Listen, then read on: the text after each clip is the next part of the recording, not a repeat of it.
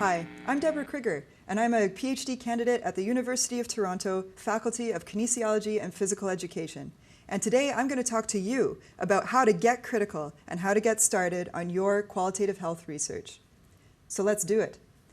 There are three main points that I want you to take away from the presentation today.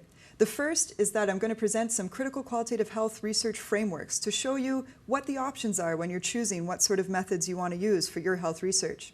The second is that I'm going to tell you that you can do it too.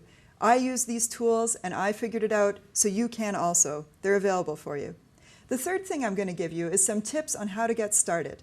So those are going to include things like practicing your curiosity and imagination, seeking out the time and space to make your qualitative research happen, and seeking out mentorship and discussion opportunities so that you can really flourish with your qualitative research.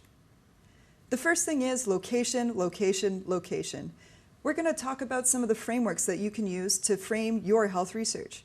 You'll see on the screen I have two kind of main ways of looking at the world through research. I've given you on the slide two kind of main places where we can locate ourselves. One of them is post-positivist or positivist, and the other is post-structuralist. And what makes these things different is the way that they see reality and truth. So in the post-positivist or positivist paradigm, there's a belief that there is one truth and one reality, and if we could just dig it out, then we can find it. And that's where those methods come in. Post-structuralist, on the other hand, we're more interested in people's stories and understanding how they live reality.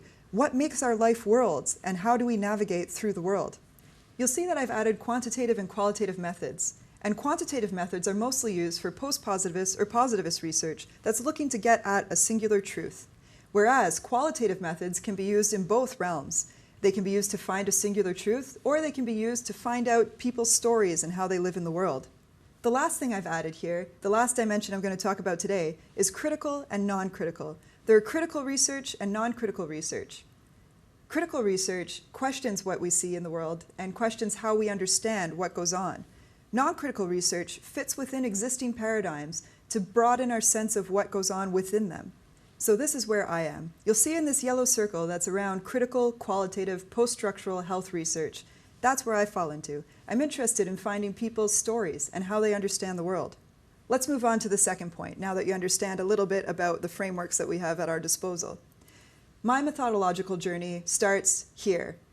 You can see that it kind of goes everywhere. And the reason I want to show you this graphic here is because I showed the very same one to one of my fourth-year undergraduate professors while I was studying health sciences. He looked at it and thought, yeah, that looks cool, but I'm not really sure how to push you forward. And that's how I landed in critical qualitative health research.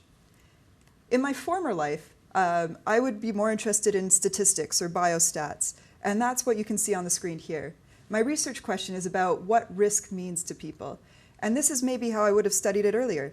Through a multiple linear regression, through understanding risk as something that happens from point A to point B. But instead, these days, I'm interested more in the qualitative side. So my methods, that are funded by the Canadian Institutes of Health Research, are sculpting, lifelining, which kind of looks like collage, and interviews. And these methods, you can see, are kind of outside of the box. They allow you to explore research questions in all sorts of ways. And the cool thing about these methods is that they produce really interesting data. So you can see what I'm showing you here, these sculptures, these quotes, this art. This is what I get to work with on a daily basis. And you can kind of see, imagine, how I understand risk through these different stories. It's not about finding one truth, and it's not about looking at the outliers. It's about understanding people's stories and people's life worlds. Now we get to the third part. You're convinced you want to do critical qualitative health research, and welcome aboard. But how do you start it? Let me give you 3 tips to start your journey. The first is curiosity and imagination, the second is time and space, and the third is mentorship. When you're thinking about curiosity and imagination, in critical qualitative health research, we're interested in asking very good questions, which is different than a lot of us are trained to find answers.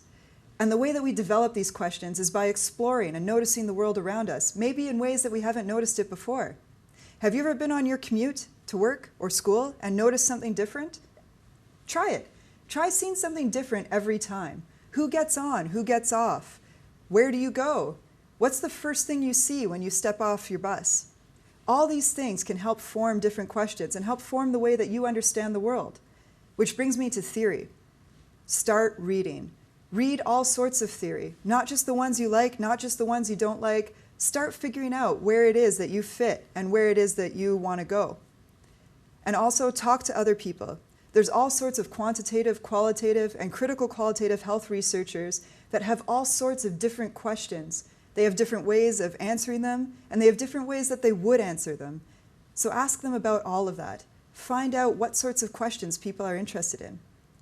And a reminder here that curiosity and imagination, in my opinion, they take practice. It's not something that you're born with. It's something that you can develop, just like any other skill. So get practicing. The second is that you need to find a place to practice. So find your time and space. Qualitative research takes time.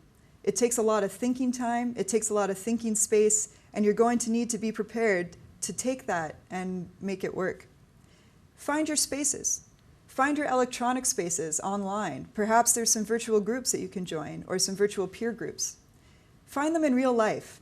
I know that we all think that thinking spaces means maybe on the toilet, but there's tons of spaces that are physical that you can get to that will help you think. Find out where you think best. Is it the cafe down the street? Is it in your office? Is it in your home? Find a space that works for you. And your metaphorical space. Everybody is going to have a niche. There's a niche in critical qualitative health research that you can discover for yourself, and that's part of the exciting bit. And how you discover it is through mentorship. So my third point here is very important. Mentorship is something that will help guide you through this whole process, through figuring out what it is you want to do, what you want to ask, and how you want to answer the question. Fine, maybe there's a supervisor that could help you broaden your horizons, or another faculty member around. Maybe there are some reading groups on campus that you can discuss different readings about critical qualitative health research. Are there discussions? Maybe informal discussions with peers? Formalized ones that are organized by groups on campus? Check them out. Are there courses available as well? Lots of different faculties all over campuses and all over anywhere really have all sorts of ways of looking at critical qualitative health research, and they can all help you figure out how it is that you want to make your impact. And the last thing that I want to tell you about is listservs and posters, because they're the way that people get messages out.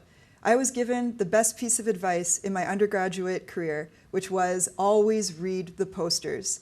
People take time to post physical posters, even in the age of the internet, up on the wall. So check them out. They often have really great information. And lastly here, you're on the Center for Critical Qualitative Health Research's website, and there's lots of great videos to look from wonderful scholars. Check them out, ask questions, browse the website. Which brings us back to our three main messages. First, critical qualitative health research methods are different methodological tools and frameworks to answer different health research questions. Your research can draw on these too. In order to do it, practice curiosity and imagination, seek out time and space, and seek out mentorship and discussion opportunities. Thank you very much. I'm Debra Kriger, PhD candidate at the University of Toronto, and I wish you well on your research in getting critical.